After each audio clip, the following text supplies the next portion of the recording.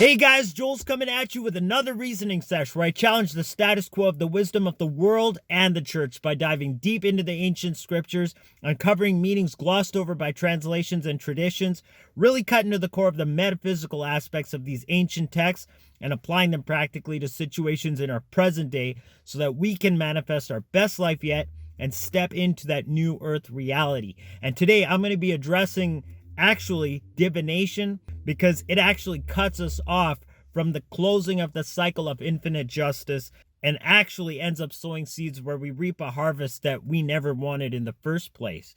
Come now and let us reason together. Come now, we can talk it over.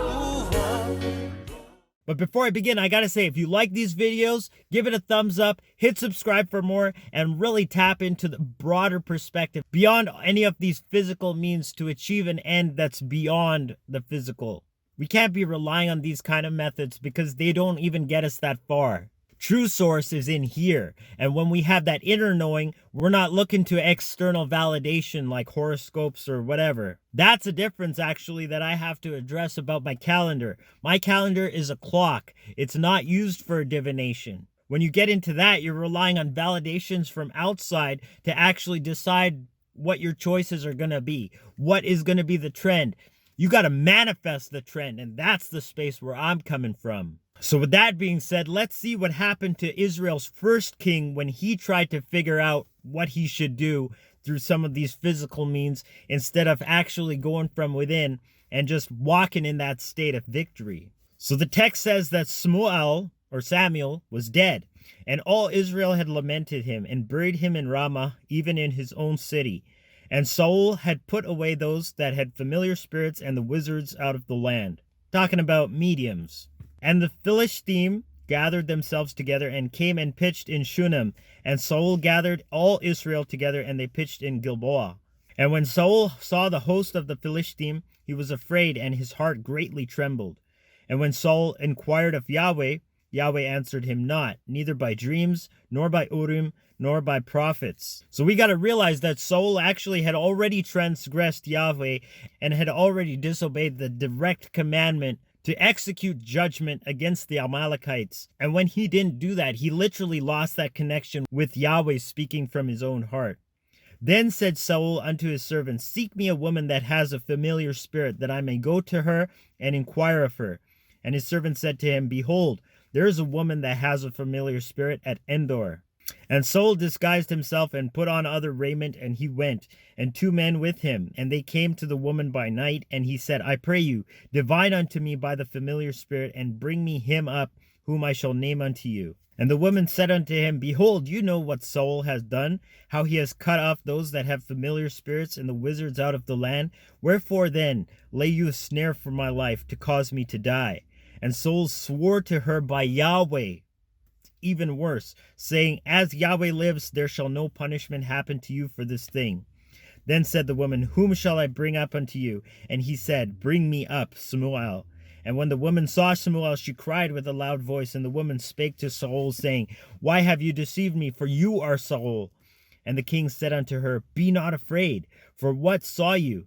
And the woman said unto Saul, I saw Elohim ascending out of the earth. Talking about spirits. And he said unto her, what form is he of? And she said, an old man comes up, and he is covered with a mantle. And Saul perceived that it was Shmu'el, and he stooped with his face to the ground and bowed himself. And Shmu'el said to Saul, why have you disquieted me to bring me up? And Saul answered, I am sore distressed, for the Philistine make war against me, and Elohim is departed from me, and answers me no more, neither by prophets, nor by dreams. Therefore I have called you, that you may make known unto me what I shall do.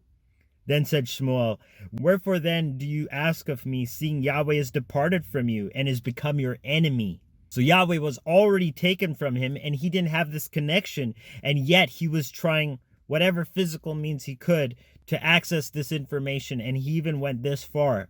Then he goes on to say that Yahweh has rent the kingdom out of your hand and given it to your neighbor, even to David, because you obeyed not the voice of Yahweh, nor executed his fierce wrath upon Ahimelech. Therefore has Yahweh done this thing unto you this day. So now he's telling Saul straight up what he's done, what he deserves as a result of those seeds he's sown, and literally what his outcome will be in this battle is as follows. Moreover, Yahweh will also deliver Israel with you into the hand of the Philistine, and tomorrow shall you and your sons be with me. Yahweh also shall deliver the host of Israel into the hand of the Philistine. Then Saul fell straightway all along on the earth, and was sore afraid because of the words of Shmu'el, and there was no strength in him, for he had eaten no bread all the day nor all the night. And so this all comes to pass, as we read later on. The Philistine followed hard upon Saul and upon his sons, and the Philistine slew Jonathan and Abinadab and Melchishua, Saul's sons. And the battle went sore against Saul, and the archers hit him, and he was sore wounded of the archers. Then said Saul unto his armor-bearer, Draw your sword, and thrust me through therewith, lest these uncircumcised come and thrust me through and abuse me. But his armor-bearer would not, for he was sore afraid. Therefore Saul took a sword and fell upon it. And when his armor-bearer saw that Saul was dead, he fell likewise upon his sword and died with him. And it came to pass on the morrow, when the Philistine came to strip the slain, that they found Saul and his 3 sons fallen in Mount Gilboa. And they cut off his head and stripped off his armor, and sent into the land of the Philistine round about to publish it in the house of their idols and among their people. And all of this befell a man who was literally head and shoulders taller than anybody else, whom Shmuel actually said as he anointed him, that Yahweh has anointed you to be captain over his inheritance. So all of this just because he disobeyed that commandment to execute justice against Amalek. It even says straight up that Saul died for his transgression which he committed against Yahweh, even against the word of Yahweh which he kept not, and also for asking counsel of one that had a familiar spirit to inquire of it, and inquired not of Yahweh. Therefore he slew him and turned the kingdom unto David the son of Yissei.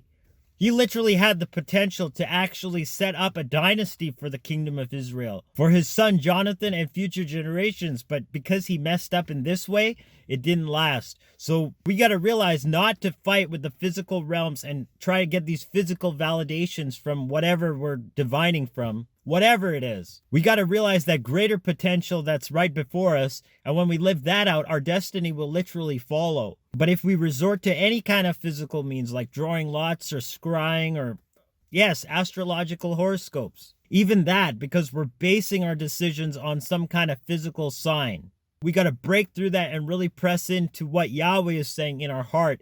And that cycle has to close for us to really tap into that fullest potential. So don't be ruled by these physical validations. Really set the trend, manifest the trend, and be the cause that actually manifests your best life yet. Tap into that and you'll literally find yourself living out your destiny.